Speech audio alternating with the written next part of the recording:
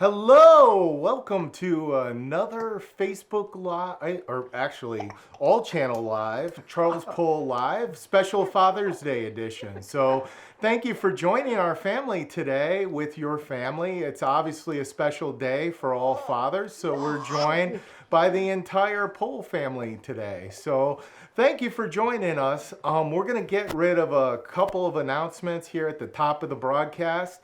We want to let you guys know that the new season is going to be premiering July 11th at 9 p.m. on Nat Geo Wild. And we want to make sure that you remember that it is a supersized episode. So it's going to be 90 minutes instead of an hour. So make sure you set your DVRs for July 11th at 9 p.m. and change them to record for 90 minutes, not 60. So it's a supersized episode and we're super excited about it. We also want to let you know that the next Live with Charles will be a special date and time. July 7th is going to be our next live date, and we'll have more information with you as we get closer to the date. It should be a lot of fun. Another special broadcast coming your way. All new content. We've been really working towards it. But let's get into Father's Day today, because that's the great thing. We want to let you guys know that we have a all new Dr. Polcast that's going to be dropping live this week. So keep looking out for that. We should show a notification on our Facebook page when we drop that. But for the fans who've been following the Dr. Polcast, it's exciting that it's back. And if you're not following the Dr. Polcast, you can look for the Dr. Polcast at Facebook or look at our main Dr. Pol Facebook page. But we're going to turn this over to our master of ceremonies today, Beth and my mom, Diane. So, ladies, take it away with the special Father's Day edition. Special. Thank you. I'm glad we have a chance to be here today. Yes. Me too. Me too. We have prepared some interview questions. Right, yes. So we're going to grill you guys today. How do we taste, by the way, after we grilled? I hope nice and tender. Medium rare. Yeah, medium rare. All right. Wild. We've got a few questions so that everybody is kind of interested in finding out about it. Everybody likes to know what's going on with the Pol family. So we're going to start with you, Charles. And I think since this is your first Father's Day question and first Father's Day, people really want to know, are you taking an active part in raising Abigail? Yes, I want to know. An active part. Yes, I am taking an active part in raising Abigail as much as I can. Obviously, I have the typical problem of working at location. So, when I'm at the clinic, doing stuff at the clinic, it's a little harder to be involved. But I have changed my fair share of diapers, obviously. That's the big question that every mother wanted to know. Yeah. I have changed my fair share of diapers. I'm better at putting Abigail down for naps than I am putting her down for actual bedtime. That's something that Beth probably takes more of a part in, but I really enjoy my night routine of reading Abigail stories. It's one of the things that I do is I read her stories every night. So Abigail has her favorite books. I think her favorite book is I Am Kitten from I don't even know the guy's name anymore, but I Am Kitten is from, it's an old book from the, back from when Beth and I were kids. It was actually your old book, wasn't it? Yeah, so it's her favorite book, and it was her mom's favorite book, so that's pretty crazy. So it's one of the things she really loves, and we really love to give it to her. So I love having those special moments of reading Abigail's songs. Songs. Yep. Very good. That's good to hear. Well, Dad, I have a question for you. Yes. You have 3 kids, 2 girls and Yes. Charles, of course. Who is easier, girls or boys? Because Abigail seems really easy to us. That's possible. The girls were not easy. There were some of them that were kind The of girls stubborn. are not easy. But by the time Charles came around, you have experience. So then it's a heck of a lot easier. Little You know, and yes, you knew what to do or what not to do in order to make him listen. Charles was very independent. He would love to watch TV. Yeah, well. But yes, I took him out on the road on calls with me, had a lot of fun. So yes, a little bit of everything. But as Charles, I made him do other things than the girls because he was a boy. He had to have a pitchfork in his hand and start shoveling hay. And then also what came after the Mowing the lawn. I think mowing the lawn when, yes, when it mowing the became lawn, like he a liked certain that. age. He still liked that I too. still do. It's my Yes. favorite thing. Yeah. So That's probably what easier. The girls, yeah. I don't know. They all grew up. I think I broke more things and my sisters caused more emotional damage. So Something like that. The main I think thing that's is a good answer. the main thing is, they grew up and they are somebody. And this is what we have tried to tell the kids, that you are somebody. Make something of yourself. Yeah. And yes, I'm a veterinarian, but I never ever wanted the kids to follow in my footsteps. I want you to do what you feel like doing the best. And I think that's the main thing. Let the kids do their own and don't push them in the direction that you want them in. Let them be free thinkers that way too. That's great. That's great advice. We'll have to keep that in mind. Oh yeah, I don't think you have any trouble with that being a free thinker on her part already, from what I see now. no, she's not a freak. She is completely. Is the cutest. All right, I have another question for you now, Charles. Yes. What is either the worst thing or the best thing about being a father? Or maybe even the most surprising thing about being a father? I'm going to have to answer each one of the elements of those questions. So I think it's quite an easy idea or easy answer. What is the best thing? Because to feel that love and feel that love returned is something that I think that only a parent can know. I've said before, I given a quote that said that I didn't realize that fatherhood was an exclusive club until I became a father. And, I think that's 100% true because you just can't explain it. Every parent tells you, everybody who's a new parent will tell you, like, I didn't know, or you feel something. Exactly and, right. and those feelings come in different times. Like, it's not necessarily like the kid pops out and immediately you feel like this instant love for it. You feel an instant responsibility, though.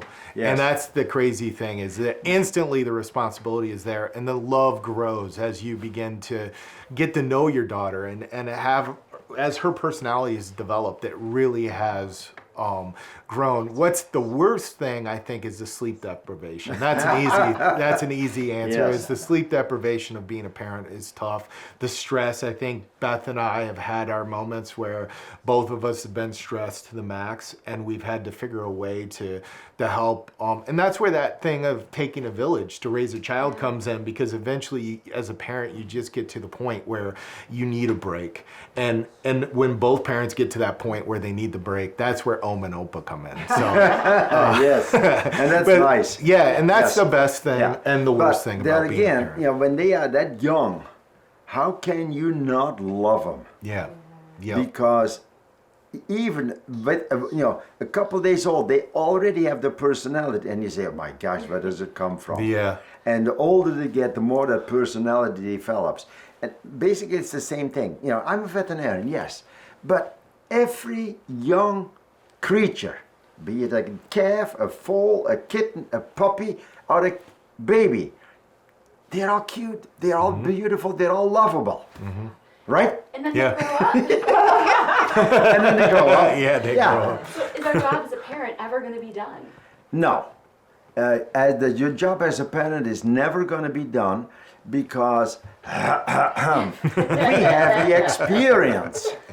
And it's Yeah. only a couple, sometimes in a lifetime it's not that long, but 30 years, yes, it is an experience that we have, and we try to bring it to the next generation, and this is the important thing. Learn from your parents. The Dutch have a very good saying, and that means that learn about everything and keep the good. You know, onderhoud alle dingen en behoud het goede. It's Yeah. a very old saying, you understand probably. Yeah. You know, learn about everything and keep what is good. And this is what we have to bring over to the next generation. And the next generation. Yep, and the next generation. Yes.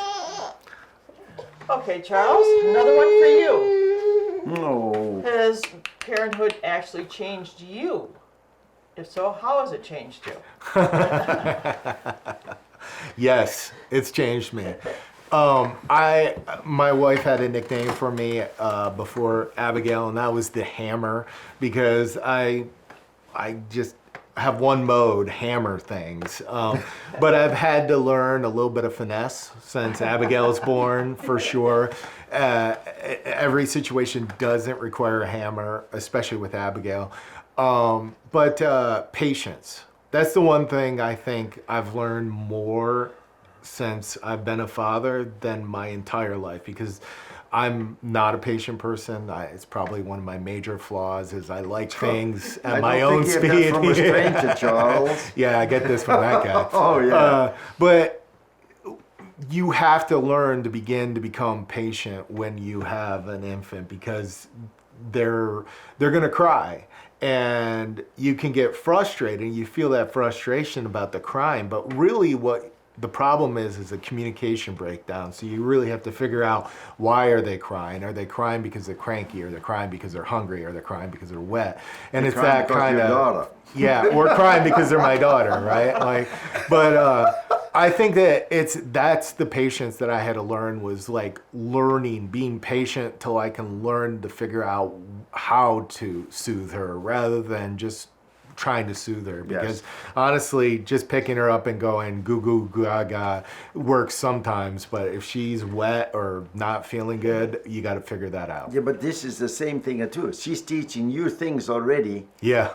Where you make changes in your life that you think, oh, well, yeah, if I do it this way, Yeah. it goes better. So yes, not your way is the highway all the time. No, it I can't know. be. No. Right, Diane? Yeah, that's right. So, obviously, we've been talking about fatherhood a little bit, but what about being a grandpa? Oh, that's the nice part. You know, you get here, you pick them up, you play with them, you have fun with them, and when they have a dirty diaper, you give them back. You know, that's the nice thing. Yeah. We have done our job of raising kids, and I tell you, you know, like I said, no, all our kids were adopted. And I remember when Kathy came, and she was already, 10 months old? Yeah, about I think 10, I got up 10 times that night to make sure she was still breathing the very first night. And those things, yes, you learn, but that never goes away. So even as a grandfather, you still feel the responsibility. And For me or for the kid? For the grandkid? For both of you. For both of you. No, we're not telling you how to raise a kid. That is impossible. Because we are not with them all the time. But the time that we are with them, we really enjoy. And that's the main part. It's so much fun to see the next generation grow up again. And Are you going to teach her Dutch? I can't.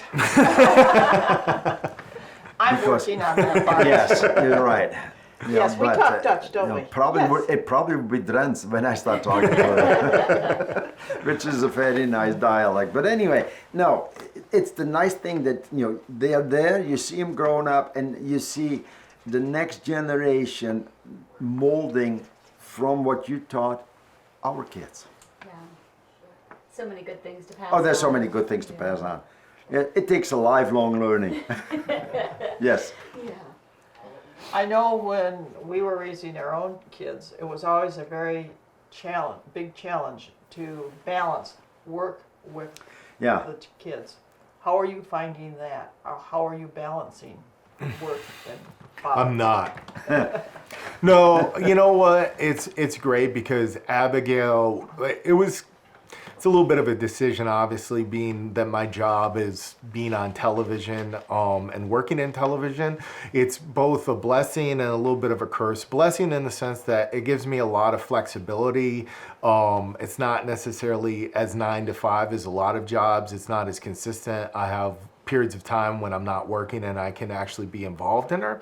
But then there are the periods of time when you are actually working, and that it gets a lot more difficult. I mean, we're coming into one of the periods where I'm doing a lot more work, and we're working till 11 o'clock at night.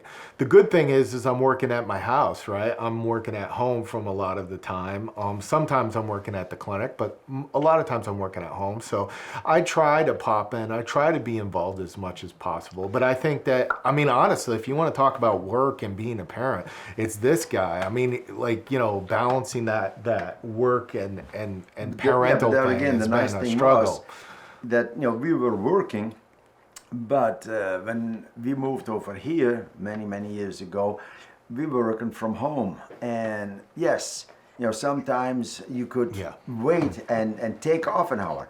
And to be honest with you, I don't think I missed many football games when you were playing football. Not football games, but if we want to talk about elementary school events, it was probably a little more crazy at that time period. You were crazy, yeah. That's I was crazy, but yes. like work was a little bit crazier. but- Work was crazy at that time. When we had help, it was a little bit easier after that. But it's nice when you work from home so that you can just see. You don't have to see him all day, 24/7. But you see him for 5 minutes every couple hours. It makes a difference than when you're gone 8 hours and you come home tired. Yeah. Do you have any advice for Charles on fatherhood? Yes, be a part of Abigail for her whole life and teach her the good way. What I have always said is live by the golden rule. Do unto others as you want to be treated. And I think that is an important thing because, you're going to get burned one of these days, because people take advantage of you. But who cares? There's enough good people in this world to make it worthwhile to make a kid grow up and show up the good in all the people. I think that's a great note to end on because I think that one of the things that Dad and I have experienced, and we've talked about this, is that this television show has really shown us how many great people exist in this world. We've gotten to meet people all over the world, and that's been one of the fantastic treats and one of the great learning experiences of being involved in this is just how many great people exist and how many animal lovers, how many things that bring us together as people. So as we come together as a family here with Live with Charles, we would like to send a special Father's Day greeting out to all the parents, all the fathers, and all the families. And from our family to yours, happy Father's Day. And we'll be back with you very soon. Thank you for tuning in, everybody. Thank you for being a part of this. It's been a very special day, and we hope that you have a very special day. Thank you Until very much. next time, folks. Happy Goodbye. Father's Day, Happy all fathers. Father's Day.